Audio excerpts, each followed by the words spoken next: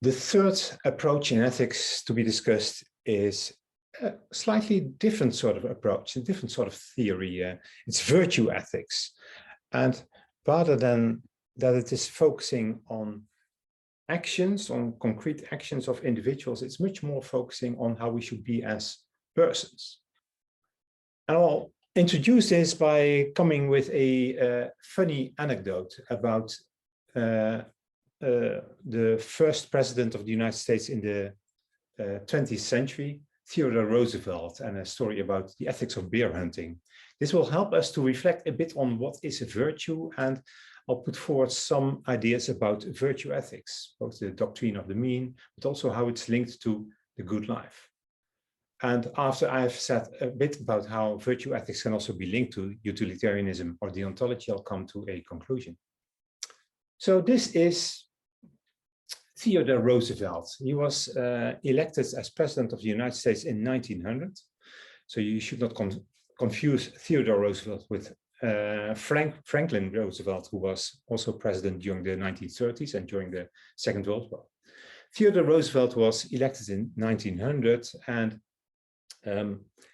in 1902, there was this interesting story that happened. Roosevelt was well known that he was a passionate hunter, and the governor of Mississippi thought, well, maybe I can organize something like a bear hunt together with the president. And I guess that he wanted to do a bear hunt as a sort of alternative that nowadays people do in like playing golf, that they are sort of negotiating, they're doing business and playing golf at the same time. And my fantasy is that in the same way the governor of Mississippi wanted to have some things settled together with the president, and the best thing to do was to have him in a good mood, with a good humor, during something special, namely not just a hunt, but a hunt for a bear, for a grizzly bear. And so Theodore Roosevelt accepted the invitation, went to Mississippi, and they had a bit of time to hunt, but they were walking through the bushes for hours, for a whole day, and they hadn't seen any trace of bears. So you can imagine how the governor was quite embarrassed about this, and but luckily there was also a second day for the hunting expedition. So the next day they went for hunting, but with no success at all. So the governor was completely embarrassed about this, but then one of his people said, well, actually we do have caught a bear. It's a rather old and sick bear, and it's not far from here. And it was actually engaged or maybe tied to a particular rope. And I thought, well, at least we can let the president shoot a bear. So they brought the president to that particular place, and Roosevelt saw the bear tied to a rope. And the governor said, well, okay, here, at least you can now shoot the bear. And what did Roosevelt say? He said, well, no, I will not do that. And the question for us now is, how can we understand this as an ethical choice? And how could we explain that as an ethical choice, for example, by appealing to utilitarianism or appealing to deontology? And I think that those theories are not really helping for us, because from a utilitarian point of view, there's little reason against shooting the bear. Maybe it might even take away the bear or take away suffering or so. From a deontological perspective, it also does not make sense to refute shooting the bear, because, well, maybe you could argue that animals have rights and that animals should not be shooted at all. But, well, that would apply to the whole hunting approach, and not particular to this specific choice to not kill the bear tied to a pole. But what Roosevelt said will bring us in connection to an idea of virtue indeed. What he said was, well, I will not shoot the bear. That is not sportsmanlike.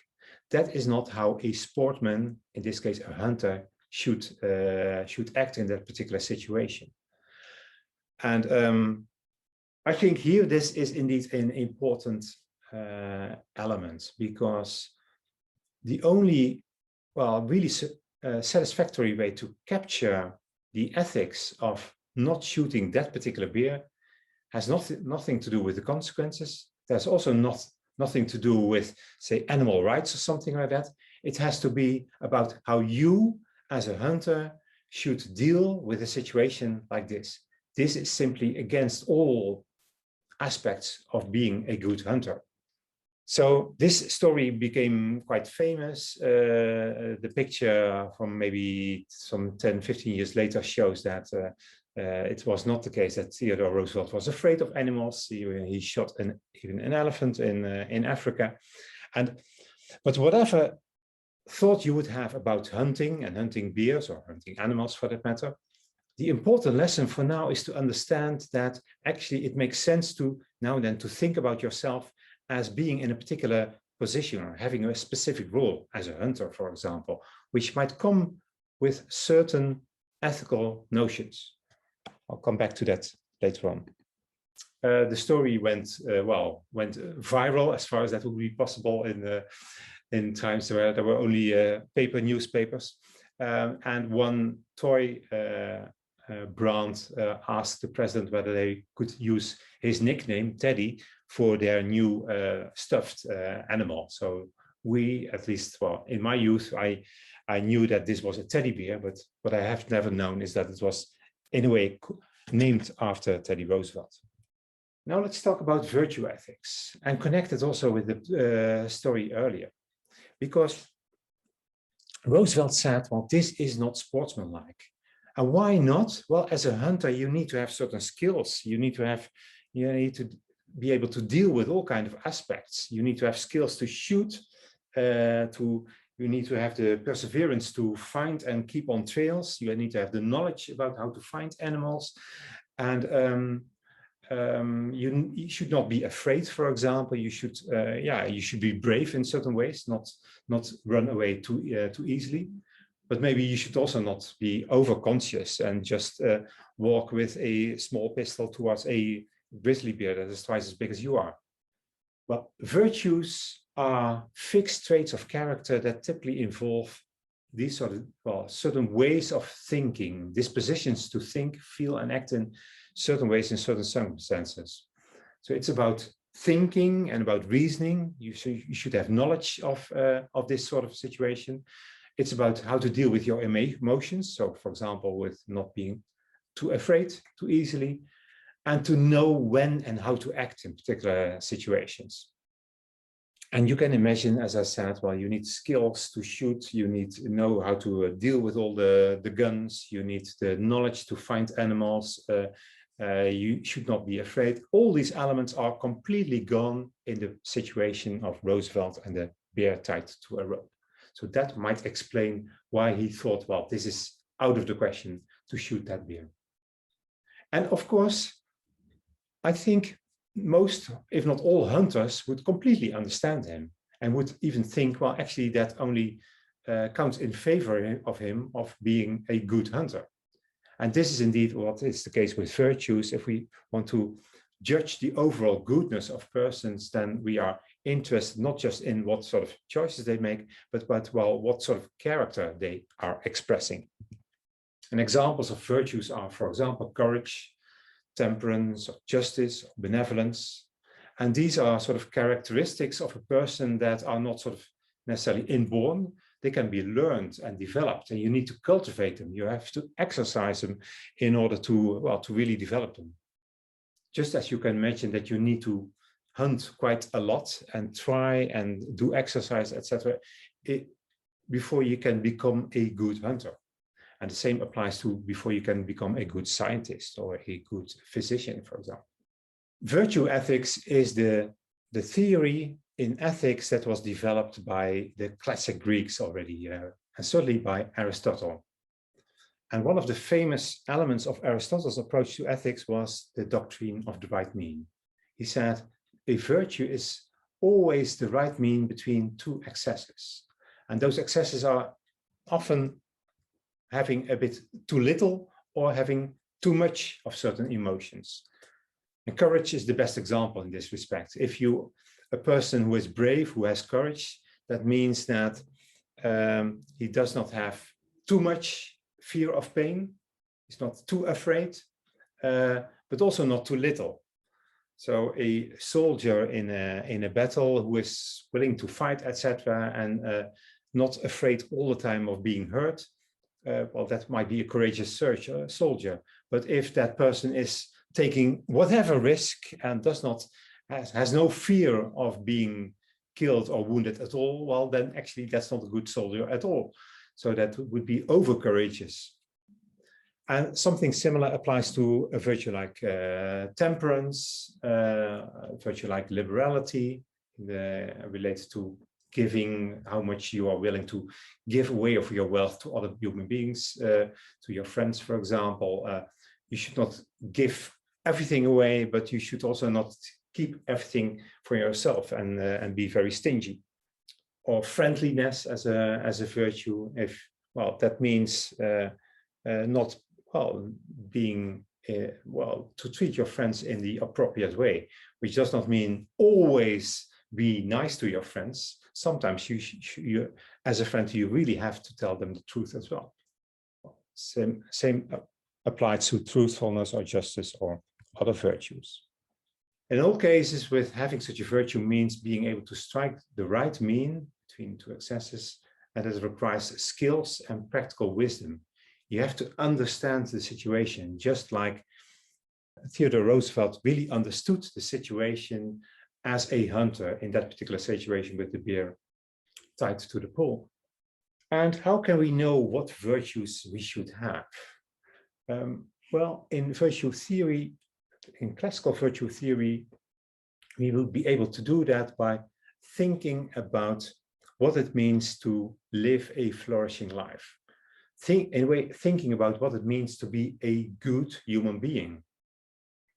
And the interesting thing is that this element also makes clear that in classical virtue ethics, there's not so much a tension between morality on the one hand and fulfilling your duties, and self-interest on the other hand. Because the idea is that you will be flourishing as a person when you are virtuous. You can connect that with the idea of fulfilling your purpose well. If you have a hammer and think about, well, what does it mean to be that this thing is a good hammer? Well, we can reason about that by thinking about what is the purpose of a hammer. The purpose of a hammer is to hammer nails in a wall or something like that. And if you realize what the purpose of the hammer is, then you can imagine, well, okay, it should fit well in your hand. It should be a bit weighty. The weight should be balanced evenly, etc. All these sort of things you can imagine simply by starting with thinking about what the purpose of the hammer is. And for the classical Greeks, we can do the same thing for human beings. Also, human life for them has a purpose. And this purpose, well, that was explained in somewhat different ways, but an important element here would be to put emphasis on how human beings are different from, for example, plants and animals. And what is particularly central to human beings, of course, is also our cognitive functions. So for Socrates, the idea was that a good human life is a life in which you are thinking, in which you examine and you ask questions. He even argued that the unexamined life is not worth living for human beings. So a human being who is never thinking, never reflecting upon his life or something like that, well, that's not a worthy human life. For Aristotle, his idea was the highest aim of a human is activity of the soul in accordance with virtue. And activity of the soul means also using our cognitive functions well, and to do that in accordance also with other virtues. Later on in Christian thought or in other religions, they came with their own ideas about what is the purpose of human being. But I think in our modern times, we find it more difficult to see a sort of universal purpose that would hold for every human being.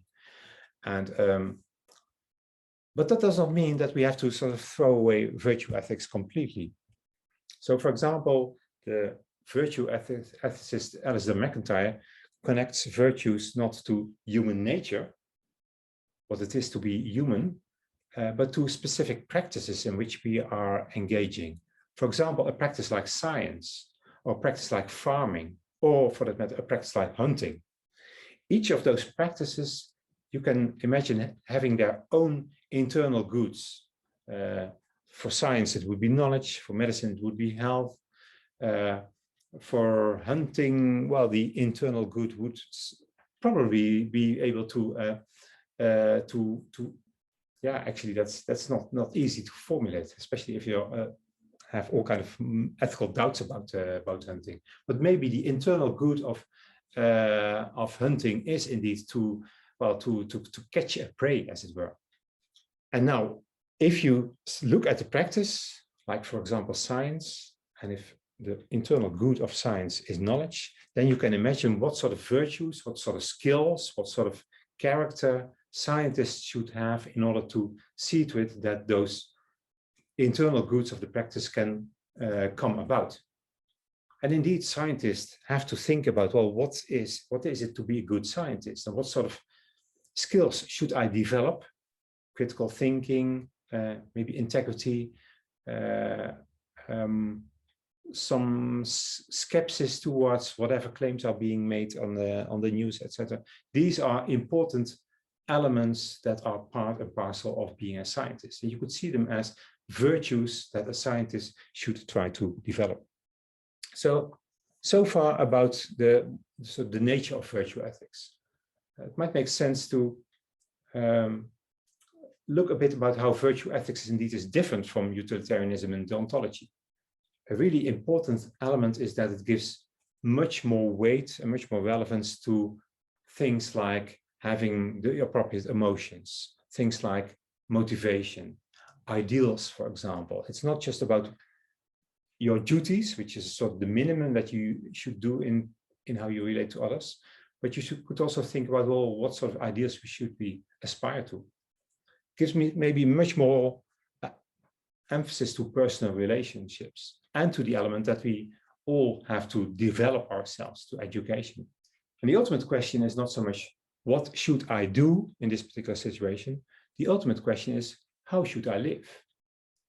How should I be a good hunter, for example?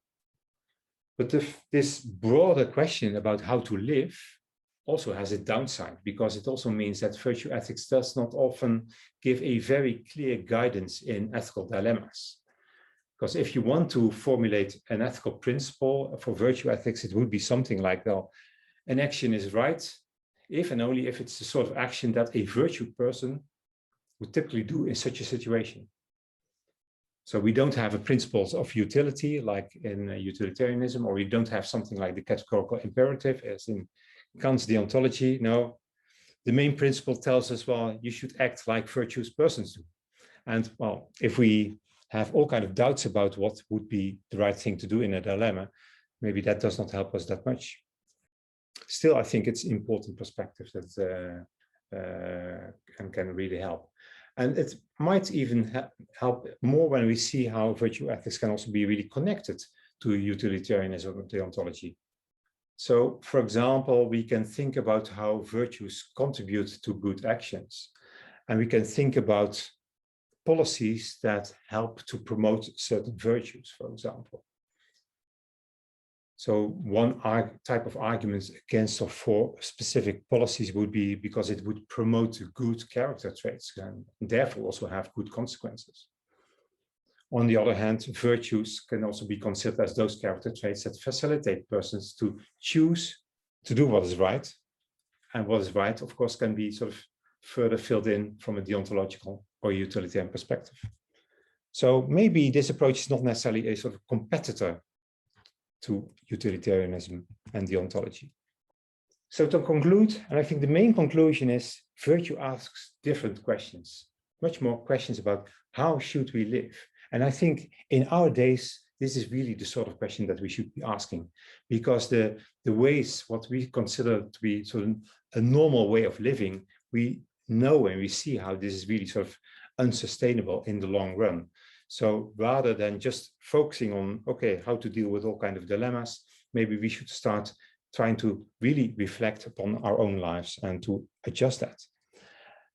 And that would mean, well, maybe taking a very different stance in well, our market society, for example, where everything seems to focus on work and consumption, earning money, etc.